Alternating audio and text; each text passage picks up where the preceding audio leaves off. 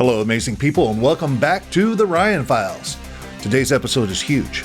We're going to uncover a spiritual war that started before time itself, and it's being fought right now inside your DNA. My guest is Douglas Hamp, a brilliant author, researcher, and biblical scholar, and what he's about to share may change the way you read the Bible forever. We're talking about the Seed War, the ancient battle between God and Satan over the genetic destiny of mankind. From Genesis 6 to modern-day deception, Nephilim, portals, legal rights, the virgin birth, and even whether demons can hijack DNA. Trust me, this one is wild, it's deep, and it might be the most important conversation you hear all year. Let's get started.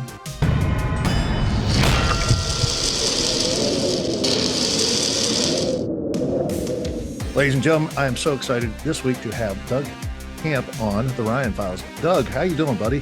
Hey, thanks for having me, Ryan. This is really great to be here.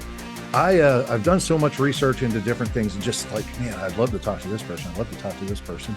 I've watched a lot of episodes of you, different podcasts and whatnot, and you really have a way of bringing it when it comes to the discussion of basically genetics. How all this seed war stuff started all the way back in Genesis 6 and in the Bible. And then, of course, how it just kind of has gone through history. And man, I can't think of a better person to kind of talk and just drop some knowledge on it.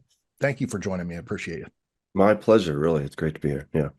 So you've written a number of books about this stuff. And of course, we get back to Genesis 6, where this kind of all started with, and we've talked about it on this podcast, kind of, the sons of God coming down and messing around with the women. And next thing you know, there's offspring, is Nephilim. Right. Obviously, that's where we start with as far as the genetic stuff goes. You're talking about a divine being, an angel, and, a human.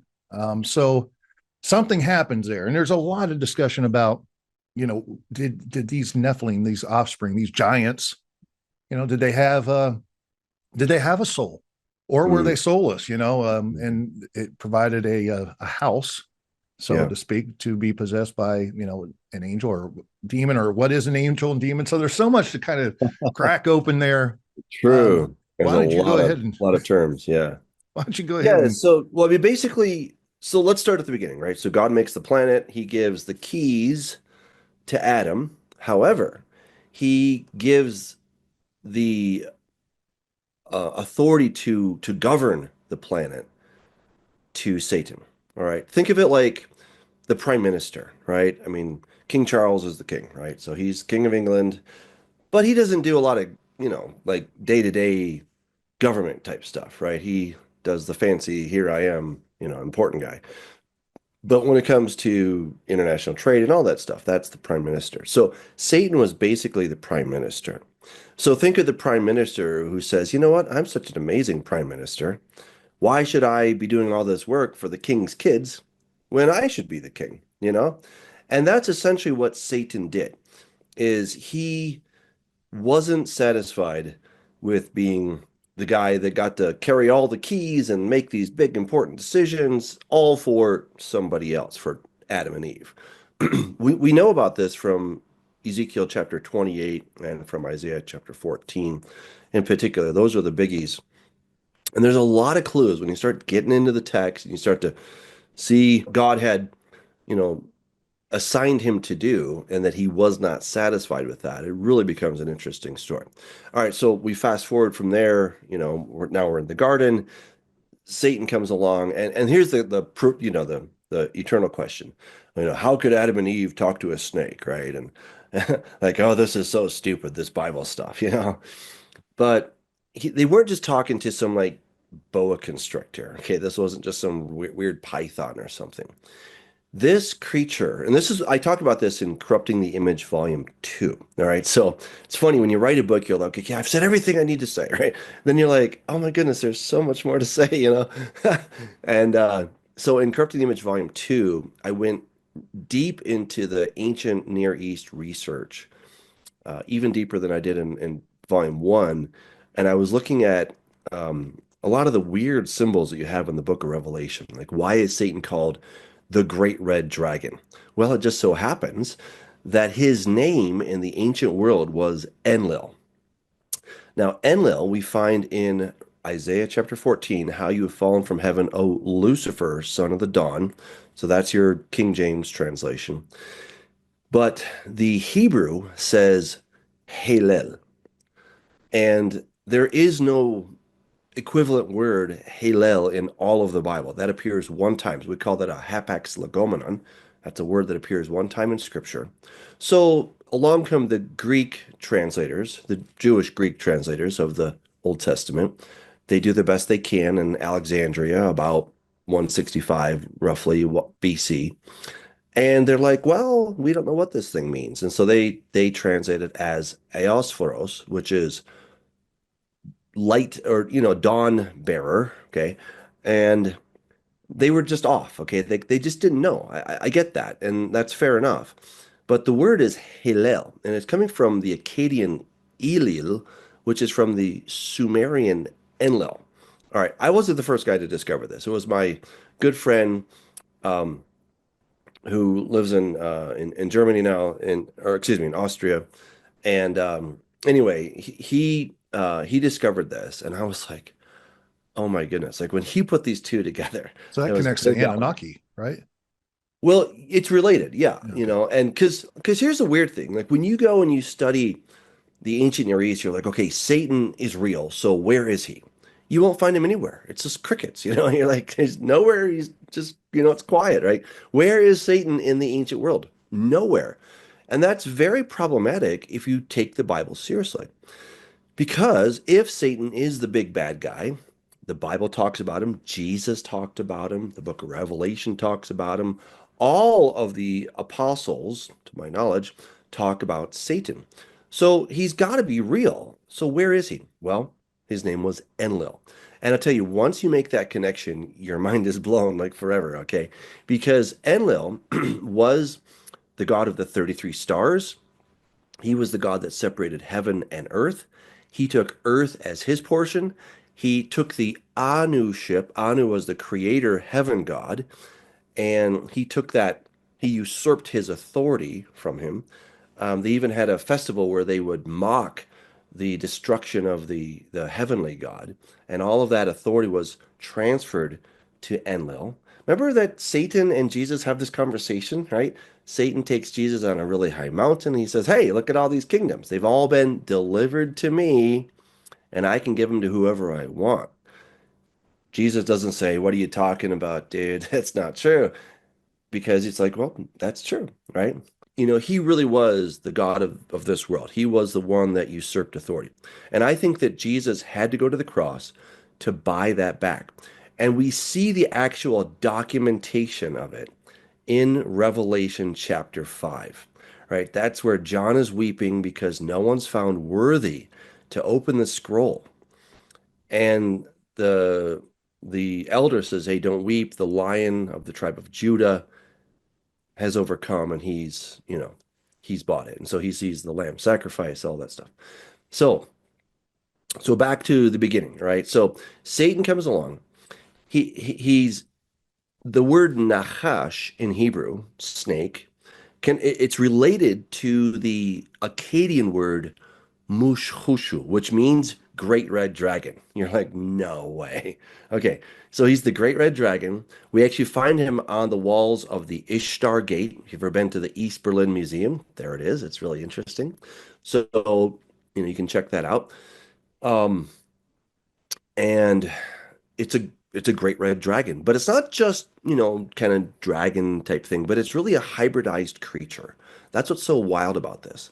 And there's another inscription where there's a woman riding the back of that beast. Like this, you're just like, are you serious? Like it's crazy, right? And so all of these things are going on, and when this Mushushu or Satan, the Enlil, this dragon, came into the garden, Adam and Eve were not freaking out. They're like, "Oh my goodness, who are you?" They knew him. They knew that he was the prime minister. They knew he was trustworthy, and they didn't suspect anything. And so then, of course, this is like taking candy from a baby because, here comes this trusted advisor, prime minister to God himself. And then he asks this question, did God really say? You know, and they're like, well, I mean, I guess not, right? I mean, we know Yeah. the story, right? And so then Adam basically gives over the keys of the authority to Satan. And that's where our whole story gets started. It's not about who is stronger. Look, God is stronger. I want to make that very clear. We don't believe in dualism. We don't believe that good is fighting evil and they're both equal in their power. We don't believe that. We think that God is almighty. We think that he's infinite. There is nothing that he cannot do. And this begs the question, okay, so why is Satan a formidable foe? Because God gave the keys of the authority to his son Adam, who then gave the keys to Satan. Okay. And so Satan's no fool. I mean, he's not all knowing like God, but he's pretty smart, okay? And so this is pretty clever. He's like, I got God over a barrel. What's he gonna do now? Right? Because, he said, the day you eat of this thing, you'll die. Well, Adam just ate of it. Now he's dying. And then the whole world plunged into darkness. It plunged into death and disease, decay, degeneration. How do you get out of that? You can't just snap your fingers and undo it because now there's a legal issue. And the legal issue, that's what has to be resolved. All right. So this legal issue is why Jesus had to go to the cross and he had to beat Satan in court, so to speak. All right. And Satan wasn't going to just give back the keys, right? He's like, no, no, no, no. I like this planet. I like this kingdom. I'm going to keep it. So then Jesus had to sort of lead him into a trap, as it were. And that's a whole nother story, right? That's pretty amazing stuff. But this is all kind of the theological underpinnings of how we got into this gigantic mess. All right, so now Adam and Eve fall into death and decay. And they don't just fall over the next minute, but their bodies start to die, right? So before that moment, this is what's so crazy. Before that moment, they could have lived forever had they not eaten of that fruit. They would have just gone on in their innocence. They would have gone on, um, you know, let's call them generate instead of degenerate, right? They were not falling apart, but when they took a bite of that fruit, then everything started to break down. That's when the code in the machine got all messed up. That's the monkey wrench that went in the machine, right, and messed it up. And we understand if you ever anybody who has a Windows machine, then sometimes you get that blue screen of death. Not as often nowadays, but every so often, it's a system failure, right? Like, and that's what happens eventually. But how do you get to the system failure? Well, there's a little mistake here, a little mistake here, a little mistake there, until eventually it's just so big and it crashes. That's what we call death. And we're experiencing that day in and day out. The great news, of course, is that we're gonna get new bodies. Wow, I can hardly wait. All right, well, let's back up again. Let's go back to Genesis chapter 6, because this is where, actually, let me back up a little bit further. So, Genesis chapter 3, we're back in the garden. Adam's just taking a bite of that fruit. And here's what I think. I think that, God said, the day that you eat of this, you will die. And so then he lets Eve take a bite of the fruit, right? Because it says that she was with him and that she gave it to him. But she ate it first. And I think he was looking at her and he was like, nothing happened. And it says when she gave it to her husband and he ate, then their eyes were opened. It's a really interesting clue, right? So nothing was happening. Like she wasn't dying. And what's interesting about that is because Adam is the legal federal head of the entire cosmos, right? Adam is connected to the Adamah, the earth, the dirt. So whatever his fate is, all creatures, all things related to him, somehow related to the dirt, share his fate. And so, Eve shared his fate. The animals shared his fate. The dirt shared his fate. Don't believe me? Well, just check it out. Just wait, give your house about, you don't need to wait 50 years. I mean, give it like 10 years and it starts to fall apart, right? Look at yourself in your pictures from 20 years ago. You look better, I mean, right now we're all falling apart, right? So everything falls apart. And obviously, this is a big problem. So God says, Adam, what have you done? Well, the woman that you gave me, she says that, well, it wasn't me, it was the serpent. So he says, because you've done this, you are more cursed than all the cattle, and you're going to crawl on your belly. And um, he says, I will cause enmity between you and the woman, between your seed and her seed. All right. And this is like, oh gosh, this is like 2010, 9 or 10, somewhere in there. I was just looking at this verse and I'm like, what's going on here? And I'm like, there's something about this verse that doesn't make doesn't make sense at face value. And so I started thinking, I'm like, well, the seed of the woman has historically been understood to be the Messiah. This is basically mankind's first good news since they took a bite of that fruit. And, of course, I doubt they understood anything that God said at that point, but we have the advantage of seeing the big picture, and now we're like, oh, okay, that makes sense. But still, it was like, they probably got like, okay, something's going to happen, don't know what. And so, okay, if the seed of the woman is the Messiah, well, then who's God talking to about your seed speaking to Satan? And wait, I'm like, could that be the anti-Messiah, the Antichrist? Well, what do you know? I'm like, that's pretty amazing. Then we fast forward to Genesis chapter 6, and guess what we find? We find the sons of God are coming down, right? So when man begins to multiply in the face of the earth and daughters are born to them, and the sons of God saw that they were tovot, they were good or pretty, depending how you want to look at that, but they were good for something. And it says that they took them as wives, any that they chose, and they begot the Nephilim. Oh, okay. What are the Nephilim, right? This is where, it's funny that we have babies and then we decorate their rooms with Noah's Ark and all these things. And I'm like, that was a pretty horrific time. Like, you know, that's almost like decorating your house with the Holocaust or something. I mean, it was Yeah, no picnic, right? right. Yeah. The scary time on planet Earth, right? And so what in the world was going on that God had to flood the world? Right. And this is where skeptics, I've known a lot of people throughout the years that have had real questions about the Bible and they never got them answered. And they eventually became skeptics, they became atheists or agnostics because nobody would answer them. And they're like, that doesn't make any sense.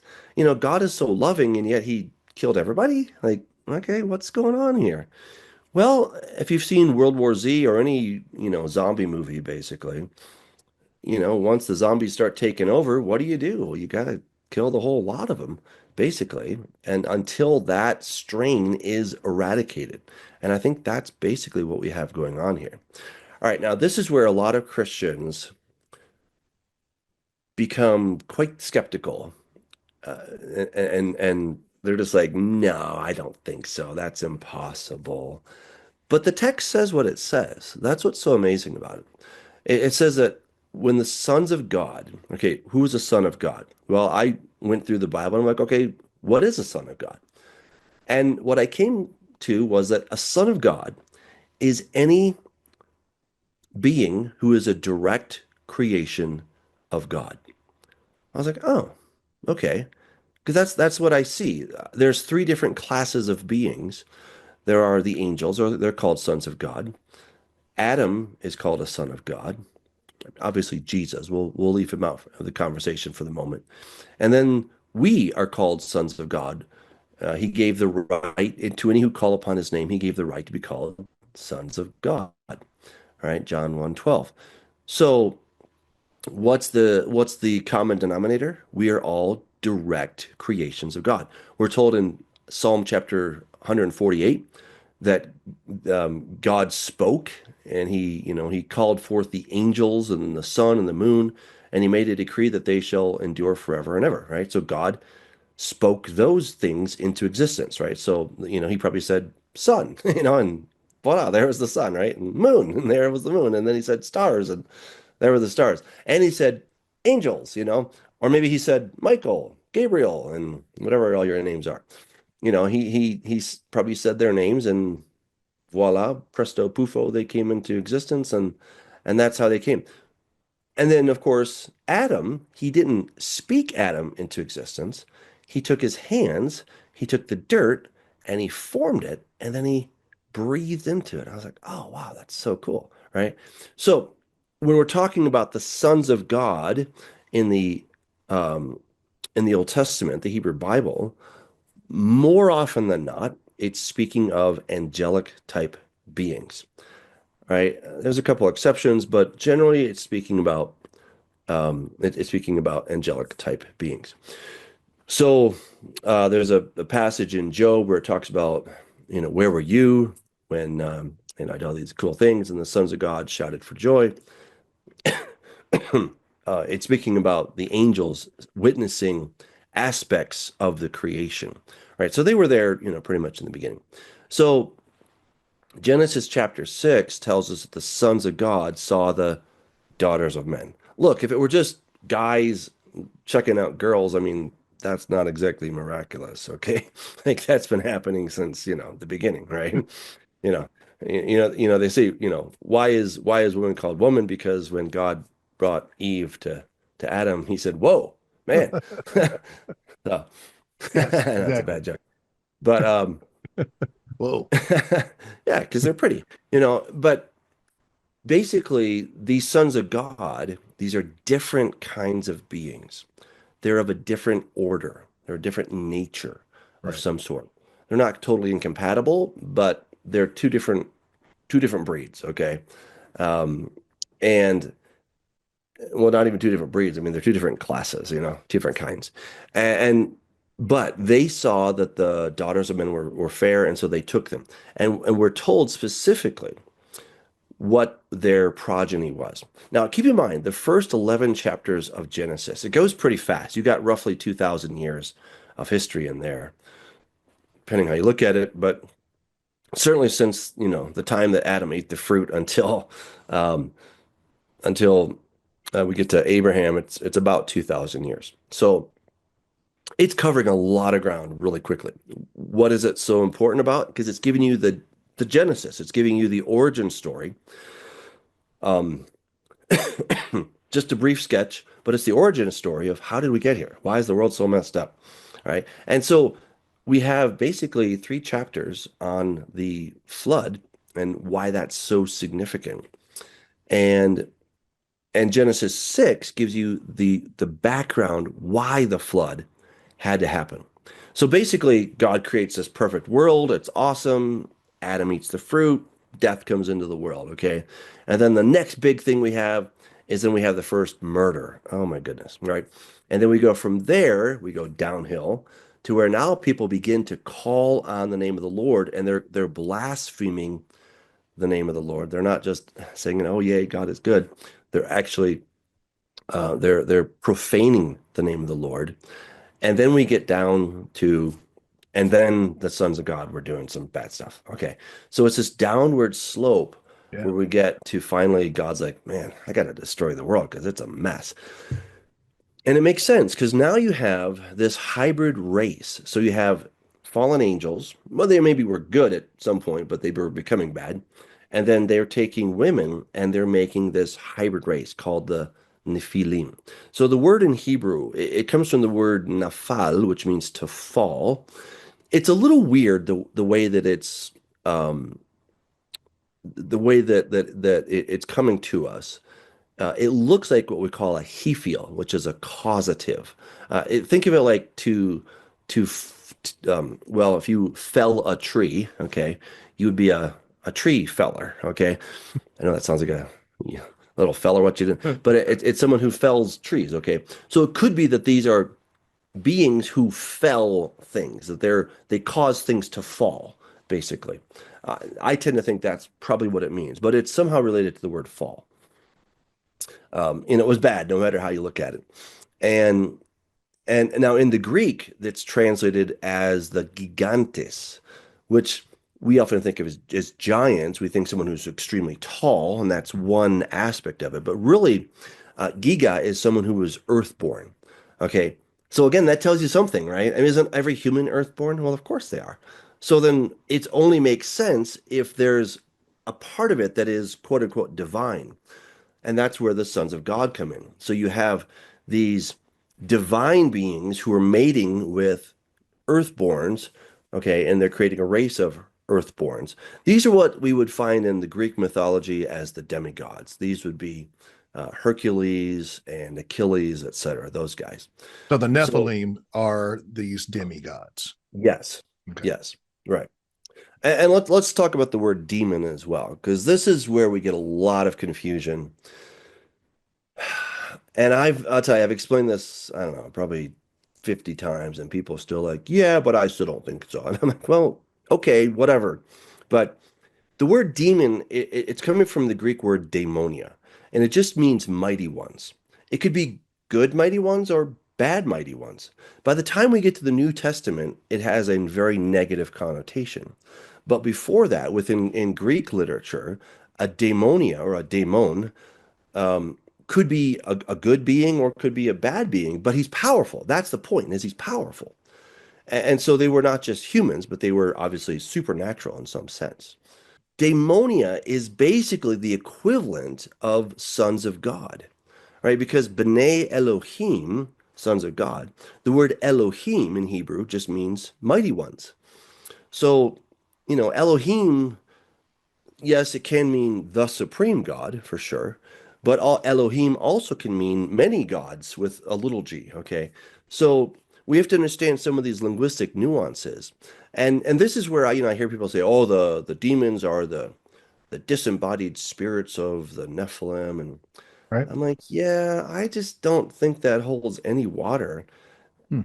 So here's my theory. I think that the Nephilim were basically a kind of a do-it-yourself project on the part of the fallen angels to create earth suits, right? They were trying to create a way that they could get through the veil, right? I know there's a lot of terms here that people may like, what are you talking about? But so before the fall of Adam and Eve, heaven and earth, God's domain, the angels, all these guys, and earth, they were all in the same plane of existence, right? And now they're separated, right? There's this veil, this membrane, this force field between the two, so that I can travel in a rocket for a million gazillion light years and I'll never ever get to this place called heaven or to the other side because I can't get there through any type of physical means.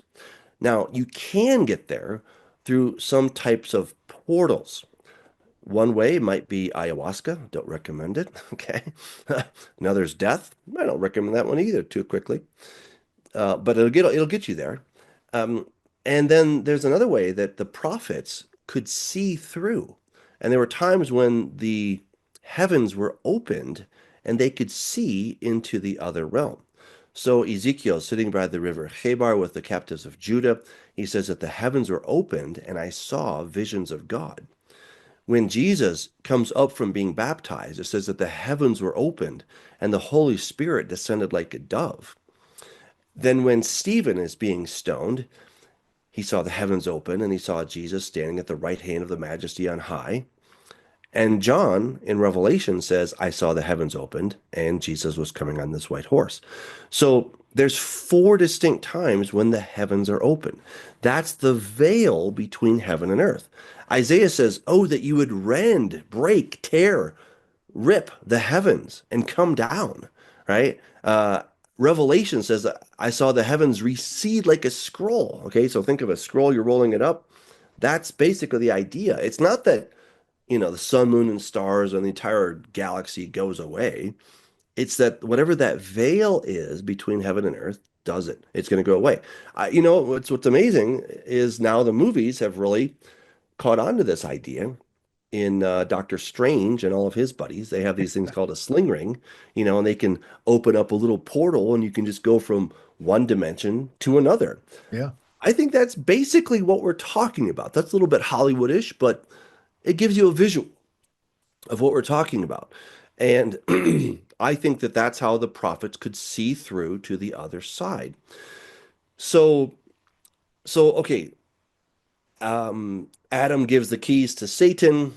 And what happens? Well, I think this is maybe what maybe Satan didn't see this coming, but God puts this veil between heaven and earth. He puts this force field, this bubble, this membrane.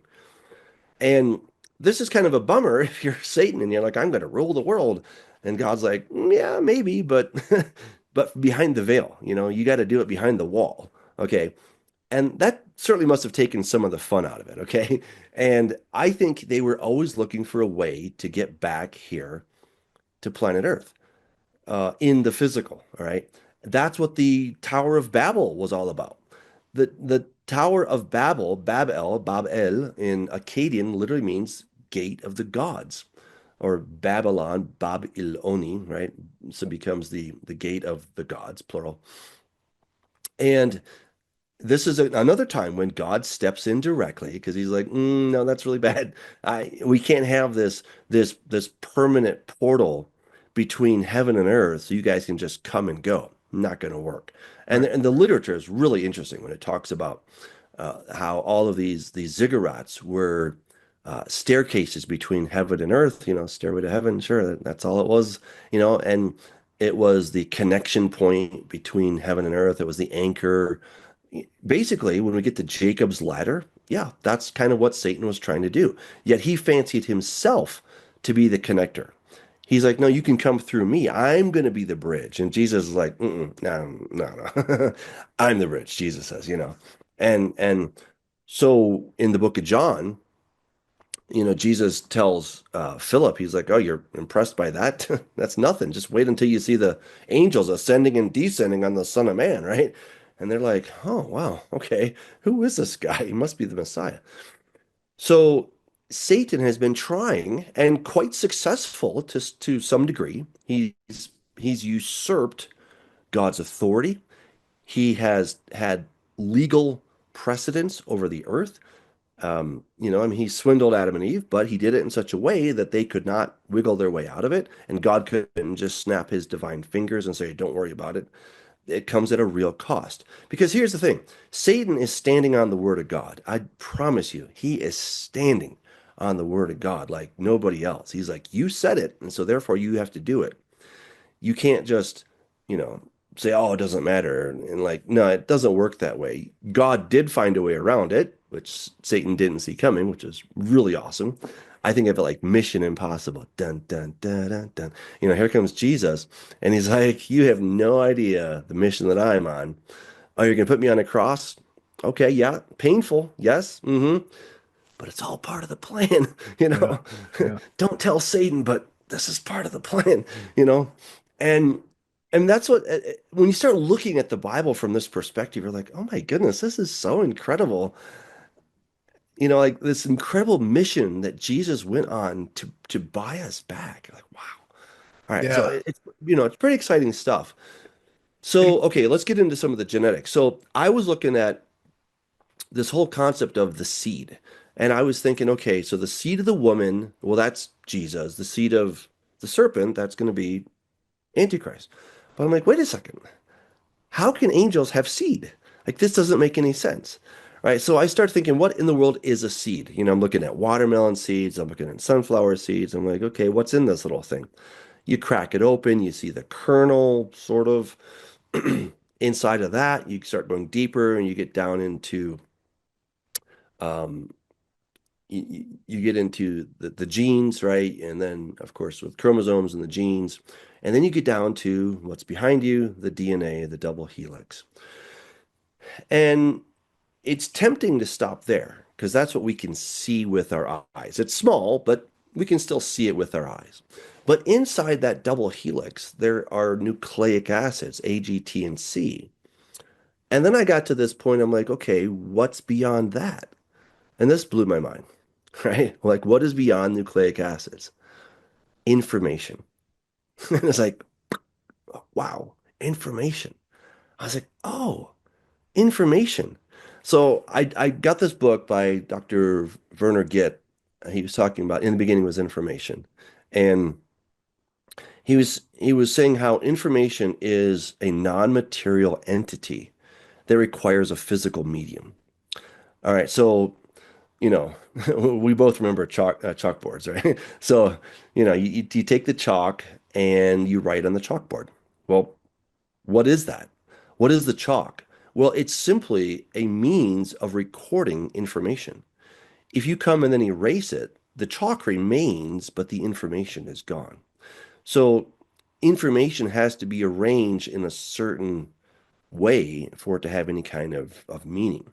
And the chalk is not the information, not at all, right? A chalk, a piece of chalk is just a piece of chalk. But when you start taking that piece of chalk, or for our younger viewers, when you start, taking your magic marker and you put it on the whiteboard, it's the same difference, right? That you're arranging those bits of ink or chalk on that board in such a way that information is now being recorded. That's So excellent. That's an excellent way of describing it. Thank you. That's really cool. Perfect. yeah, yeah. And so I was like, oh, information is non-material. I'm like, oh. And I'm like, we do this every day. We send emails, we send texts, right? We watch movies, whatever it may be, anything we can do on our phone or our computer over the internet or anyway, it's all information and it's not material, right? I was like, oh, that's it. All right. So then I start looking at the genetics of the incarnation. Because I'm like, well, this is really interesting. Okay, I got to figure out, I need to understand the true thing so I can understand the forfeit or the counterfeit. Okay. And so I start looking at the genetics of the incarnation. Because you're like, well, that's kind of, it's just a miracle, right? The incarnation of Jesus is just a miracle. And I'm like, it is a miracle. I mean, it's really cool. Okay. But today it's actually a miracle we can do, right? So it's a little bit less impressive. I mean, it's still pretty amazing. I'm impressed. Way to go, God. But humans can now do this, right? We can take an egg out of a woman, and we can take the sperm from a man. We can put them together in a petri dish or a laboratory, however they do that, and then they put it back in the woman, and then so you could theoretically have a woman who's a virgin who gives birth. And you're like, well, how can you have a virgin birth? Like, well, it's not impossible nowadays, okay? But back in the day, it was talking about the seed of the woman. And that was already a big deal because a lot of people didn't even think a woman had seed. With the man, it's pretty obvious a man has seed, okay? But it was less obvious that a woman had seed. A lot of people thought that a woman was sort of like the ground. You take a seed, you put it in the ground, and then it starts to come up. And so they kind of thought that, the man has the seed, the woman is the ground. And it's like, no, we know now it's obvious to us now, but not before, that a woman has seed. And so it was the seed of the woman, right? You're like, oh my gosh, that's really amazing. And so then the Holy Spirit, of course, is going to overshadow the woman, Mary in this case. So what that means is that the Holy Spirit provided the there's this fancy, really cool term I'm trying to think of. It starts with the H, but anyway, it's kind of blanking on me. Um, in any event, so it's providing the half of the information, right? And the woman's providing the other half of the information, those two coming together. And so I was like, wow, this is so incredible. But here's what I discovered is that like why did there have to be a virgin birth, right? Why did there have to be a virgin birth, right? I mean, what's the big deal? Well, it turns out I was reading this article by Neil Bradman and Bradman and Thomas. They're two evolutionists. They were talking about the evolution of the Y chromosome. They called YY. So it's the evolution of the human Y chromosome. And they're talking about how there was an event in the life of the original man that left kind of a scar, that it left a scar on the man's Y chromosome. All right. And every man since Adam, and they even talk about this in their paper, they're like, basically, Adam passed on his Y chromosome to to Seth, and then Seth passed it on to Canaan, and Canaan passed it on to Noah and all or whatever, right? To all these different guys. So every guy alive throughout history, every guy has had the same Y chromosome. And I'm like, whoa, that's pretty wild, right? And haploid. That's the word I was trying to think of. Haploid. So anyway, we all have the same Y chromosome, but there's some record of an event, some deleterious, something that was bad that was left, some marker. And they're like, there was some event that happened in the life of the original man that's been passed on to everybody. And I'm like, I know the answer. I'm like, I know what it is. It was the fall. Okay. So the fall of man, literally the fall of Adam, left a marker on his Y chromosome so that every guy ever since then has the same Y chromosome. And I'm like, oh, so Jesus had to come not having Adam's Y chromosome, but he has Eve's, X chromosome, right? He's got that. For those that maybe it's been a while since you've had biology, right? So women have XX, men have an XY. Okay, I think probably everybody knew that, but in case, um, so the Holy Spirit provides a haploid, and the woman provides a haploid, and then these come together. We have a diploid, right? Gene again, and this is how it all comes together, right? So and of course there's incredible things that happen, and I'm not going to do it justice, but go watch a video on on how that all that happens. But in any event, this is where it blew my mind. I was like, oh, it's a genetic thing. So we sometimes talk about the original sin, and like this is where my mind started to blow because I was like, we have so many doctrines that they're not perverted on purpose. They're just perverted because we didn't understand. And to be born with this sin nature, you think that you're somehow a morally bad person from birth. That's not the case. You're just Genetic. messed up genetically, right? Like we're all going to die, right? And that's basically what the Bible's saying. We're all going to die, right? So yeah, we all have this quote unquote sin nature. And even the word sin, what does it really mean? I mean something that's less than perfect. You're shooting for the bullseye, right? That and to miss the bullseye is a sin. That's what it means, is to miss the mark. So if you miss the mark, that's a sin. So if you don't live forever, well, that's a sin, right? Because you missed the mark, right? I mean, the mark is to live forever, and now you died. Well, doesn't mean you're a bad person. It just means that, well, you got death in you. And we somehow have to get that death out of you. And that has to be fixed. And that's where Messiah comes in, right? And so that's where Messiah doesn't have that deleterious chromosome from Adam. I was like, oh, but he's still connected to the human race so that he can be one of us. He can then become the second Adam. And that when we believe in him, now we become part of this new thing, this new strain. They're like, oh my goodness, this is blowing my mind, right? Okay, so that's the good news.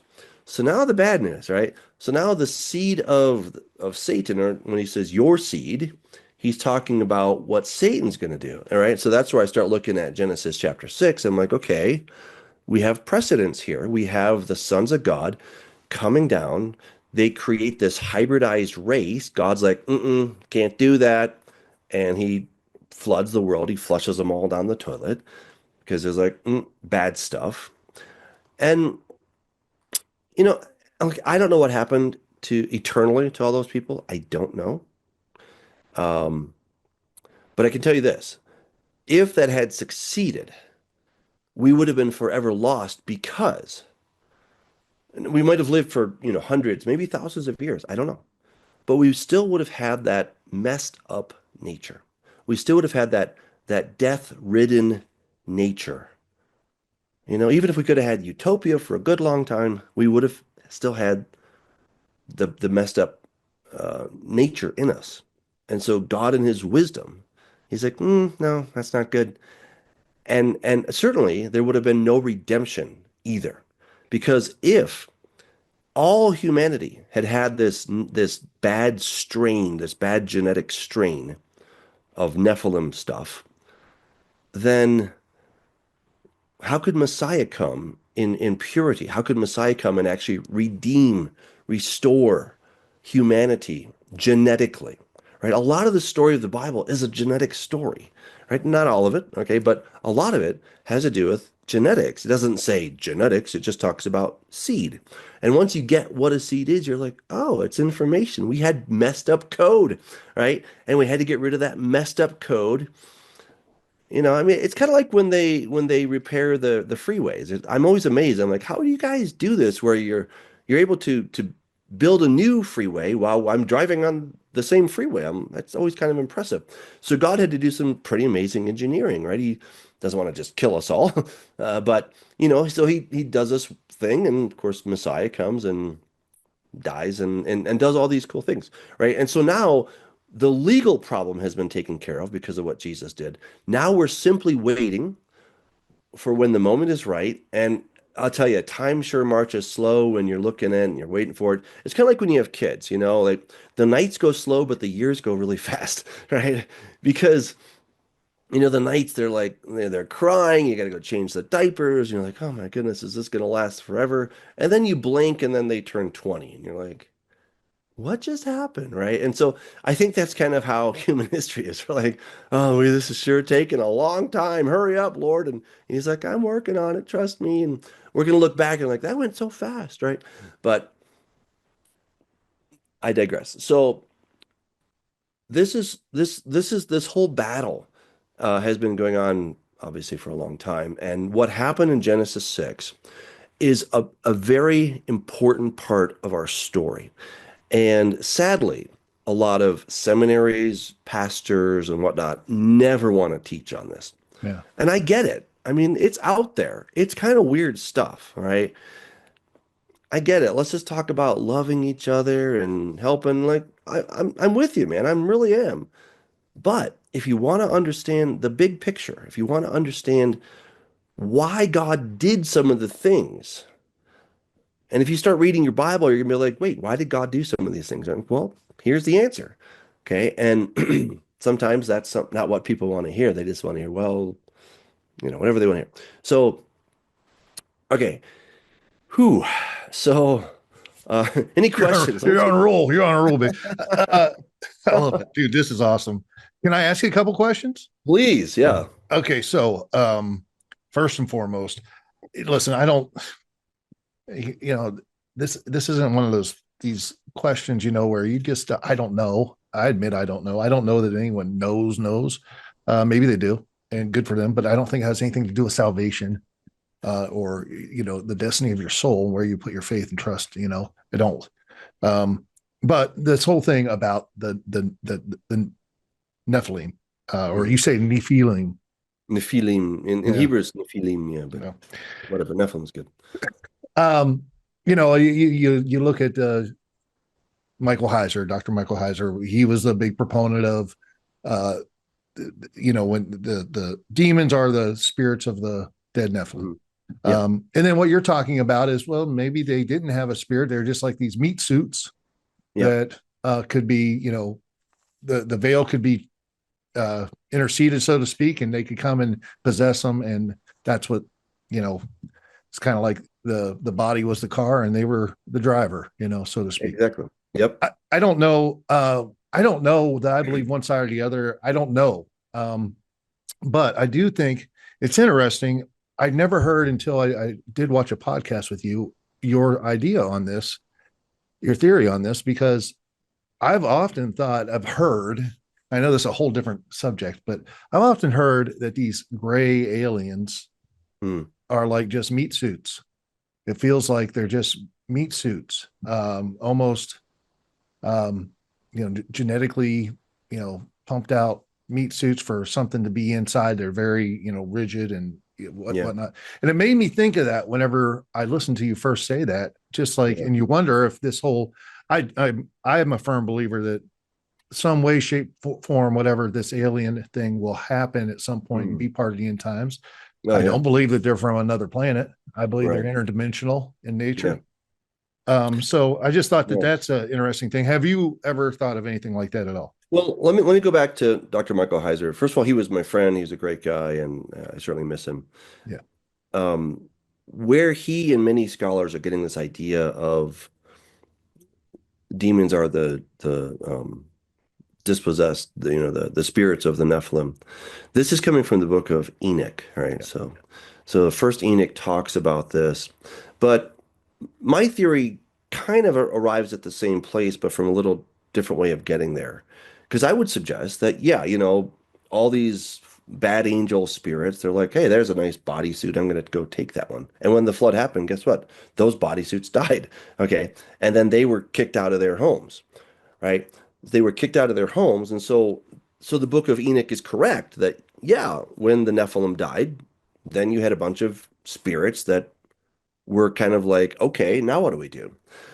And and I would dare suggest, so here's where it gets a little tricky. So, you know, okay, the murderer, before he pulls the trigger, is he guilty of murder? Well, no. I mean, maybe attempted murder, but let's even say he didn't even attempt it. Let's say that, I'm mad at somebody and I get my gun. I don't have a gun, but let's assume I had a gun for a second. Okay.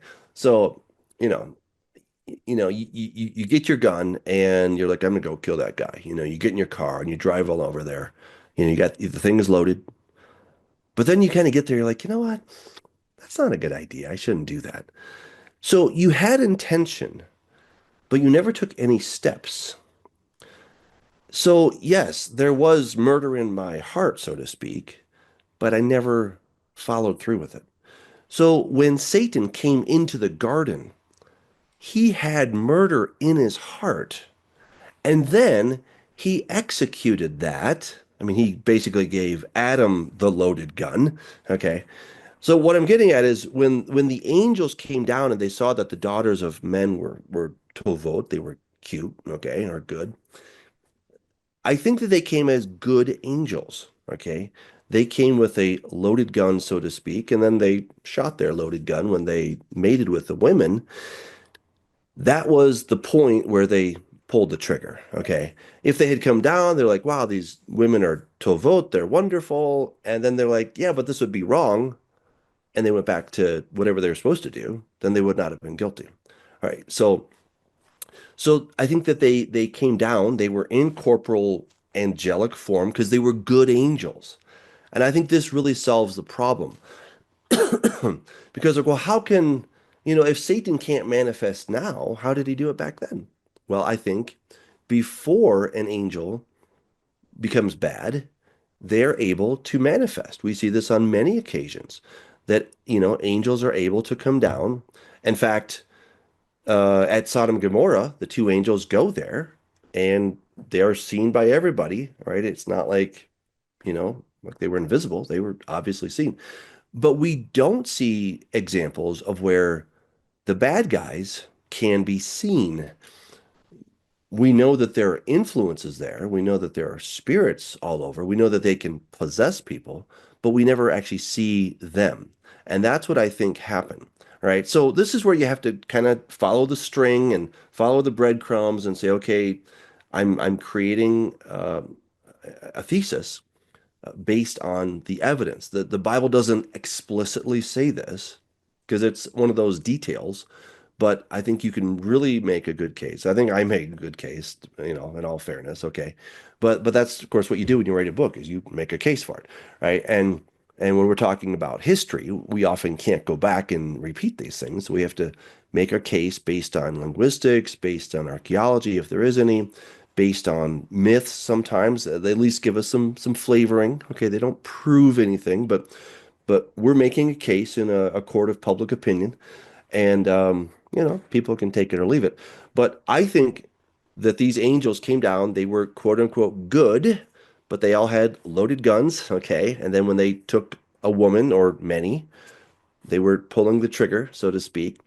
And that seems to be kind of what we see with in the book of Enoch. It talks about the 200 angels that came down. Where did they come down? On Mount Hermon, the Mount of Imprecation. This is where a mountain where you take a sacred oath to condemn or curse yourself if you don't do something, right? And that mountain has been called Hermon since The beginning, time yeah. immemorial, since Yeah. we started keeping records. It's been known as Hermon.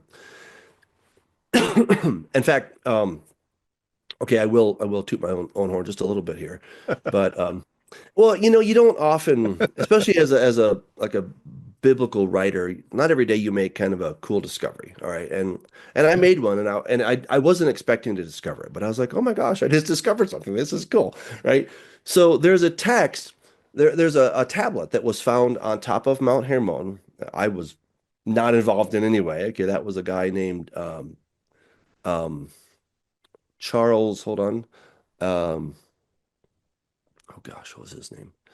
Uh, it'll come to me in just a second. But anyway, he was in 1800s. He was actually, I think, Jack the Ripper. He was involved with that. He was solving some of those cases. Derek Gilbert was telling me about that. Anyway, he found this stele on top of Mount Hermon. And the stele says, according to the command, now I'll tell you how it has traditionally been translated. According to the command of the great and holy God, those taking an oath proceed from here. So I was looking at this, and Dr. George Nicholsberg from Harvard, Charles Warren, that's the guy back in the 1800s. Um, his translation, the British Museum's translation, they all say according to the great and holy God. And it was Charles or George Nicholsberg from Harvard who made the connection. He's like, look, this is clearly taken from the book of Enoch, where it's talking about the 200 angels that came down and they took an imprecation, they took an oath to curse themselves if they didn't go through with their promise. And I'm like, okay, but why the holy God? Why would these angels come down and promise to do something bad by the holy God, by the one true God? I'm like, doesn't make any sense, you know? So I'm looking for this thing. I'm trying to find this stele, and I keep finding the translation, but I'm like, I want to see it for myself. Well, so then I find it in Greek, but I'm like, I actually want to see the stele. All right, so I got onto the British Museum website and I found the thing, and I'm staring at this thing, right? I'm like, okay, this doesn't make any sense. There's a word on the stele that just wasn't Greek.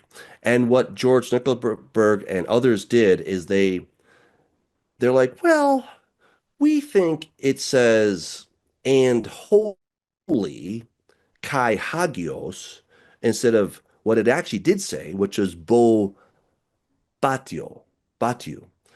And and I understand why they did it because bo batio are two words that we really can't find. Bo is actually a prefix for the word ox. All right. But the word batiu, it just wasn't Greek. And I'm like, so I'm calling up a friend. I'm like, am I seeing things? Am I going crazy here? Because I'm like, I'm looking for this word and I've checked every lexicon I can possibly think of, and it just doesn't exist. No, he's like, no, you're not seeing things. Like, it definitely does not say Hagyu. It says Batu. I'm like, okay, thank you, because I thought I was losing it for a second. Like your mind can start playing tricks on you now. And I stared at this thing for like 2 months. I'm like trying to just uncover this thing, right? Well, okay, long story short, I've been doing a bunch of research on Enlil, Satan. So Enlil, when you look at his logogram or his cuneiform, the little chicken scratch stuff, the Yeah. symbol that was his name. It had so the name the logogram, the name of the logogram, it gets a little complicated, but basically the name of the logogram was Bad, B-A-D. And I'm like, huh, that's interesting. Bad. Okay. And by the way, his name, so again, it gets complicated. So the name of the logogram is Bad, but the way you pronounce the logogram is Ug, which means death or enmity. I'm like, no way. Death or enmity? Are you serious? I'm like, this is crazy, right? So Enlil's name, the guy who usurped God and stole heaven and he stole earth, right? His name means death or enmity, right? I will cause enmity between you and the woman between your seed and her seed. I'm like, that's crazy. All right, so this name of this logogram, Bad, could also be Bat. I was like, I wonder if just maybe that this could be the thing that I'm looking at on this stele. So then I write to this guy in Finland. He's an expert in Sumerian. I know enough Sumerian to be dangerous. Okay. I'm like the guys that, look at the Strongs. I'm like, I know enough Sumerian that I'm like a little bit dangerous, but I'm no expert at all. All right. And so I'm like, I need to talk to a guy that actually knows what he's talking about. I'm like, do you think it's possible that the name on this stele could actually be Sumerian? He's like, yeah, actually I do. He said there's a precedence for that. And there was this thing called a haruspex. This was this used to be a profession way back in the day. Okay, we're talking like 2,500 years ago, or 3,000, 4,000 years ago. There was a profession called a haruspex. This was somebody who would go kill a sheep, take out its kidney, they would cut it in half, and then they would read the kidney, and that's how they could have good omens for what was going to happen, right? So if a king is going into battle, he would have his haruspex there, and he said, okay, tell me, what are the gods saying? And so they would kill the sheep, take the kidney, open it up, and then they would read it, whatever that meant. But they would read it and say, oh yes, king, the gods are going to be favorable toward you in this battle, and blah blah blah. All right, so this profession made its way to the Iberian Peninsula, or to the not Iberian, to the Italian peninsula. And this word was found in a cave. So basically it was found in two places. It was found on top of Mount Hermon and in a grotto in southern Italy. I'm like, this is crazy, right?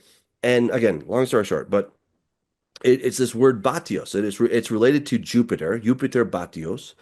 And it basically is I'm like, how can it be found in only two places? It's just crazy. But what I figured out is that it's according to the command of the bull god Batios, which is Satan, which is Enlil. Those taking an oath proceed from here. And I'm like, oh my goodness, that was crazy. Like all this evidence and all this searching to get to this one little thing, the translators had it wrong because they didn't understand this word. I get it. It was a word that I couldn't find. It took me forever to track it down.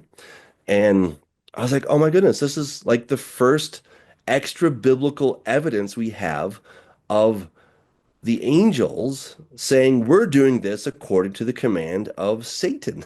And I'm like, oh, okay, that's interesting, right? They didn't do it according to God's command, they did it according to Satan's command. Hmm. Blew my mind. All right, that was just one of those things that I discovered it, but I didn't. It was not on my radar at all, and yet there it was, and I was like, "That's pretty cool." So, Yeah, that's super cool. And well, thank you, thank congratulations. you. Yeah, That's yeah, awesome. yeah. So you've got this just as bright as you are. Not, I'm not putting myself in that category, but as bright as you are, you've got this enemy that just there's a brilliance to it. And I mean, a lot of people will be like, "Oh, how dare you say that?" No, there's a brilliance to what the enemy's doing, and so you Oh have to yes, think. yes, You have to think that um, so much of this genetic stuff that we're talking about. I mean, you said it in a podcast I thought was brilliant. You said, yeah, he got it down to 8 people. It's pretty. He was pretty successful, yeah, almost. And this is all just through finding a way to manipulate genes. Well, here we are in 2025, and there's hmm there's technology. I mean, hmm Doug, you know it. You talk yeah, about it too, and yeah. I've watched a ton of stuff about CRISPR technology Mhm. and gene splicing, and it's simple almost Yeah, now. And you yeah. start looking into High schoolers are doing it. I mean, this is, it, and I mean, there's some smart high schoolers out there. Don't get me wrong, a lot smarter than me in many respects. But if you can do it at high school, then it doesn't take, right, doesn't take the highest IQ, and it doesn't take the highest amount of technology to do this, right? So, exactly. And yeah. so what I'm asking is, this all ties in with transhumanism, of course, and whatnot, but are we looking at the potential? You get into genetically modified crops. You get into all the different things where all of a sudden it's like the new cool thing. All the cool kids are messing with genes. Let's do that. Are we in a place where this Satan is trying to once again, so in the days of Noah, so it will be at the end of the world. I mean, are Yeah. we in this moment where this whole genetic manipulation thing is happening again? And my question to you, um, at the end of all of that is there a point in time, maybe according to the enemy's plan, where a person can become so genetically altered that they're no longer redeemable? Is that even an option or a possibility? Is that maybe the mark of the beast? I don't know. Just Yeah. get your thoughts on that. I know we've been running along, but give me your some thoughts on that, because that's where we are today, and what we need to be aware of, I think, is as Christians, and just being cognizant of the world around you and what's going on, and how it matters more than just the surface level. Yeah. So let me say that I'm very much in favor of genetic research. I love technology, and I think technology is neutral. It depends in whose hand it is as to how they're going to use it. Nuclear energy, awesome, unless you're making bombs and trying to kill people. Fire, that's a really great one, but again, it can burn your house down or it can keep you nice and warm. It all depends how you use it. So I think that there's so much great research that's going on, and I'm all for, getting rid of sickle cell anemia and many of the genetic disorders. I think it's very exciting. And I don't think that just tinkering with our genes is going to become the mark of the beast. Look, back when all of that stuff was happening in 2020, and wherever people stand on that, where they should have taken the shot or not, it's up to you. I do not think that the mRNA vaccine was evil. I don't think it's the mark of the beast. I've had so many people ask me that. I don't think it was. I firmly believe that the mark of the beast is going to be when Satan makes his DNA available and it's then mingled with human DNA. And this is, we kind of get glimpses of this in the book of Daniel, chapter 2, verse 41. It says, in those days, they will mingle themselves with the seed of men, but they will not adhere one to another as iron does not mix with clay. So that's really significant. In the days of those kings, they will mingle themselves with humans, and they're not gonna stick together. All right. So they're gonna go for it. They'll have some success, but it's not going to be a lasting success. Right? You can mix iron and clay, you can do it, but it's not a very permanent structure. That's the idea. So so I want to make that very, very clear that the mark of the beast is when Satan mingles his DNA. Now, there's a whole nother story. I don't know if you want to do that now or if you want to do this another day, but this is Corrupting the Image Volume 3. Okay, basically. So, and yeah, basically, I think what's been happening with the whole UFO alien thing for the last 80-ish years, really since World War II, we had the Foo Fighters. Then they became flying saucers and, whatever. And it was all very open in the 1950s. They weren't trying to hide it. And then in the late 60s, it became, a Project Blue Book, and it became hush hush, you're weird, you're crazy. Until now, it's been, it came out really in 2017 again. And, I think we're getting more disclosure all the time. People say, when is disclosure going to happen? It's happening. I mean, it's happening, so there's no more denying it. Obama came out and said, yeah, there's something up there, in 2004 when the two Navy fighter pilots were chasing something that looked like a big tic tac in the sky, and it was moving at incredible speeds, unlike anything that we have in the physical realm. And it can go from zero to, well, it can go from like sea level to 80,000 feet in a second, you know? Like we have nothing that can do that. And they can just go straight into the water without even a splash. We don't have that kind of technology. That it appears more spiritual than it does physical. So I think what's been happening is, and this is where we go back to the movies, you know. There's a movie called The Eternals. It's a Marvel movie. It's not one of their better movies, but I had to see it, of course. And the whole idea is that, you know, the ancient gods, Marduk and Zeus and all these other guys, they're real gods, but their job was to just protect the earth from bad guys. Okay. And but otherwise, if there's no big celestial bad guys, then they don't really make a stink. And I think that's kind of the basic story is that Satan's saying, hey, you know, we aliens, good aliens, have been here for millennia. We've been watching over planet Earth. Everything's good. Okay. And so we just kind of let you guys do your thing and evolve happily. But I think a day is coming. Scripture tells us a day is coming when the two witnesses are going to come. They're going to come dressed in sackcloth. So their message is going to be that of repentance. They're going to authenticate their message of repentance with plagues and supernatural things that the world cannot ignore. Because if someone tries to stop them, then they call fire from heaven and smite these guys. So they're going to be a real nuisance. In fact, they're going to be such a nuisance that everyone's going to be really excited when they finally kick the bucket. But how does that happen? And this is where we go back to that legal thing again. So, how did Satan get authority over the planet way back when? Did God give it to him? Well, God made him the prime minister, but he didn't give him ownership. And Satan, he deceived Adam and Eve so that he could have the ownership. And in the ancient world, it was called the Tablet of Destinies. How did he get it? Adam gave it to him. Adam gave him the authority. We're told that the beast is going to have authority over every tribe, tongue, nation, and language. Well, who gives it to him, right? Where does this authority come from? People say, oh, God's going to give him the authority. No, uh-uh. It's not God giving him the authority. See, Jesus said, all authority has been given to me in heaven and earth. Okay, now you guys go out and make disciples.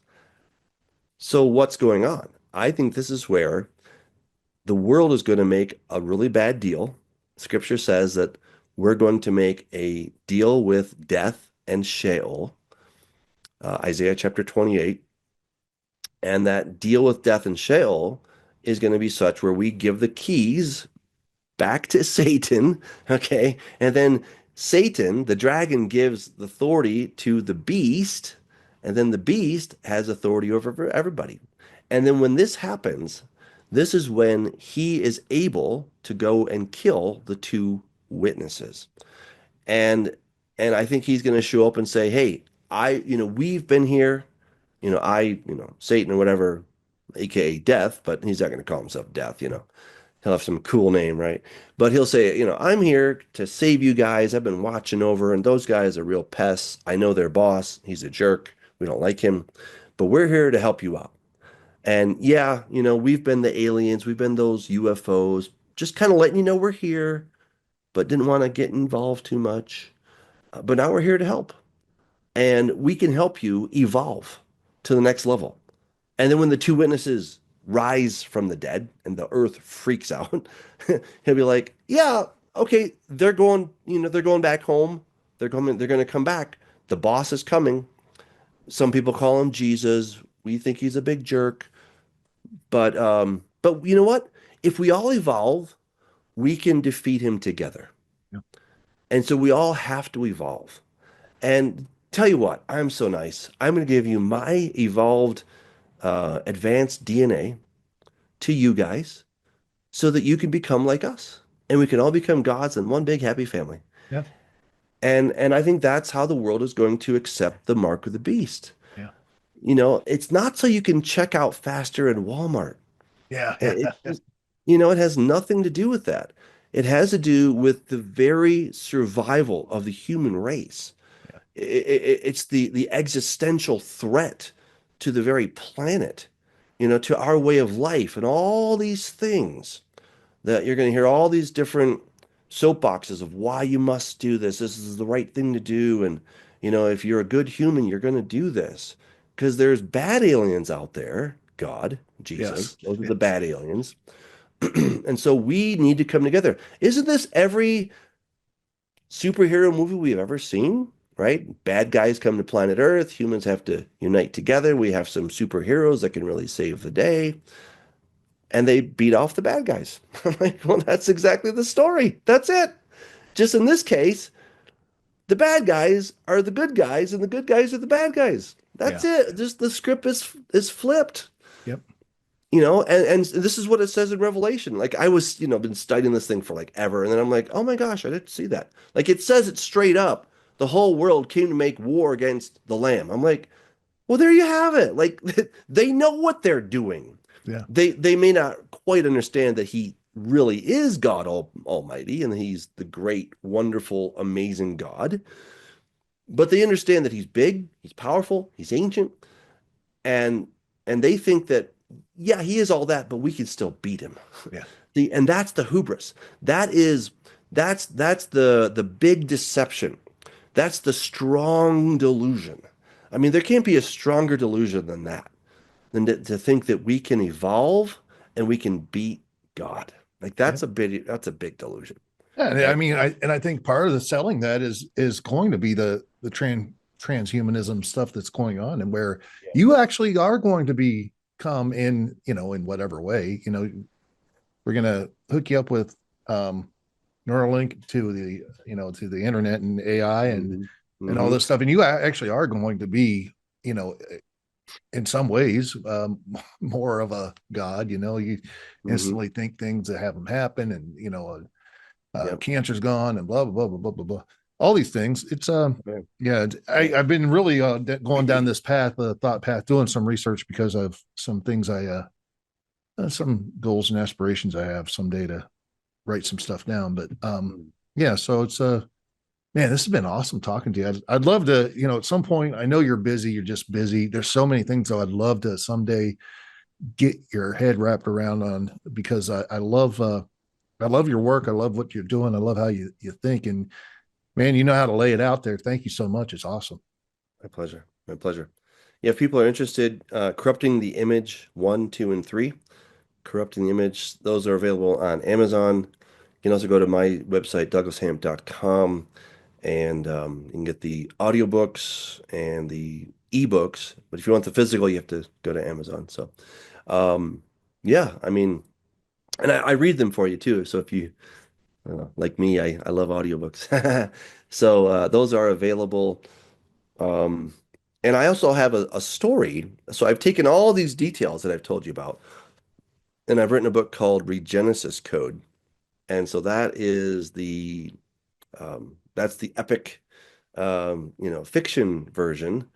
All the same details, but just a nice, fun story.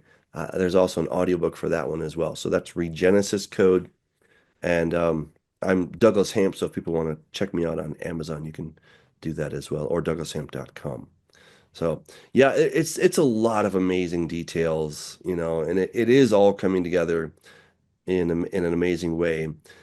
Ray Kurzweil, he's very much a visionary. He's an inventor. He currently works for Google, head of engineering. He's predicted that by 2045, we will have the singularity. And that's where humans go from being just humans 1.0 to humans 2.0. And at that point, we will have transcended our human limitations to such a degree that we're really no longer recognizable. That we have become gods, as it were. And I don't know if he's right about the year, but it's an interesting year. I mean, I have to say, it's really interesting. Um, and so if that happened in 2045, that means that if that were to coincide with all that I just described here, and Satan giving out his DNA, and that's when the year man becomes transhuman, or at least begins the journey of becoming human. That would give us 3.5 years until Jesus would come back in 2048, and that would be 100 years from Israel becoming a nation. Oh my goodness. Which would be a generation. So, I mean, there's so many things, right? Like, I have no idea when the Lord's coming back. I really don't. Yeah. But if you were asking me what's my academic hunch, my hunch is 2048 is when the Lord returns. But dude, don't sell your house and don't quit your job. Okay. But that's my academic idea. So we'll see. Very interesting. Very interesting. I'll tell you what, you can talk about this stuff forever. It's just there's so many rabbit holes too you can go down, but there's a lot of rabbit holes. Yeah. Well, I appreciate you, brother. Thank you so much for joining me. And sorry, I know we ran a little late, but man, I can't say thank you enough. Thank you. My pleasure. Ladies and gentlemen, the one and only Douglas Hamp. Thank you.